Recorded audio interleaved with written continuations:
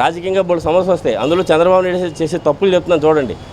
అసలు అది ప్రజలకి ఎవరికి బయట వాళ్ళకి పౌరులు ఎవరు నమ్మట్లేదు. చంద్రబాబు నాయుడు ఒక కొత్తగా అంతర్జాతీయ విమానాశ్రయం 5,000 ఎకరాల్లో కడతామేంటో, 55 లైన్లు రైల్వే లైన్ ఏంటో, దానికి 1,500 ఎకరాలు ఏంటో, ఇవన్నీ కూడా ఎవరికి ఇది లేదు.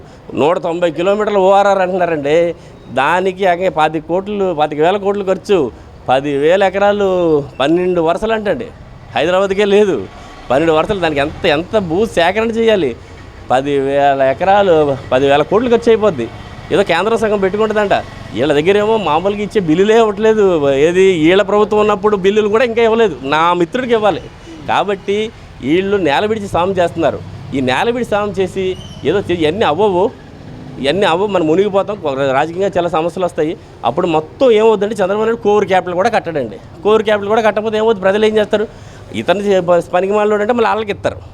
అంతే కదా, వాళ్ళు సరిగ్గా చేయలేదని కదా వీళ్ళకి ఇచ్చారు. ఇప్పుడు వీళ్ళు పని మాట్లాడతారు. అప్పుడు మొత్తం మునుగుతాం. కాబట్టి దీని అంతటికీ పరిష్కారం ఏంటంటే, నిజంగా చెప్తున్నా అంటే రాజధాని అనే అంశము మనకి చాలా విడగొట్టేసింది.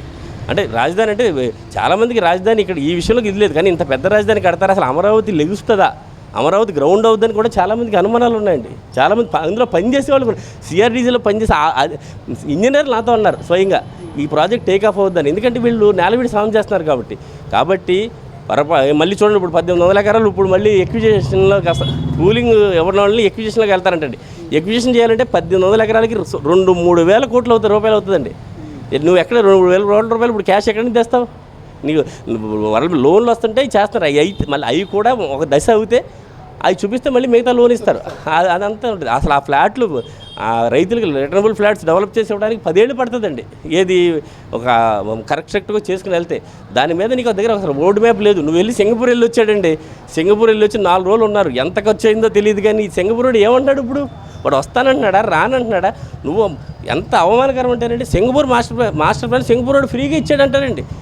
ఫ్రీగా ఇచ్చాడు అంటే అసలు మన అవమానం పోతే, నువ్వు ఇంత రైతులు కష్టపడి త్యాగాలు చేస్తే వాళ్ళ భూములు ఇస్తే వాళ్ళని అవమానించడం మాట్లాడటం ఏంటండి? సింగపూర్ ఫ్రీగా ఇవ్వడం ఏంటి? వాళ్ళ పెద్ద సంస్థలు అయ్యి వాళ్ళ జేబులో డబ్బులు ఏమైనా ఇచ్చారా? వాళ్ళు వర్క్ చేశారు. నువ్వు రేపొద్దున ప్రాజెక్టులు ఇస్తావని నీ ప్రాజెక్ట్ సరిగ్గా లేదు కాబట్టి వాళ్ళు వెనక్కి వెళ్ళిపోయారు. వాళ్ళు 19 ముందు 17లోనే జగన్ కదండి. మాస్టర్ ప్లాను 16లోనే వచ్చేసింది. మరి మాస్టర్ ప్లాన్ 16లో వచ్చి సింగపూర్తో ఒప్పందం అయినప్పుడు మరి 17లో సింగపూర్ ఒక ఇటుక ఎందుకు పెట్టలేదండి? జగన్ వచ్చింది 19లో కదండి.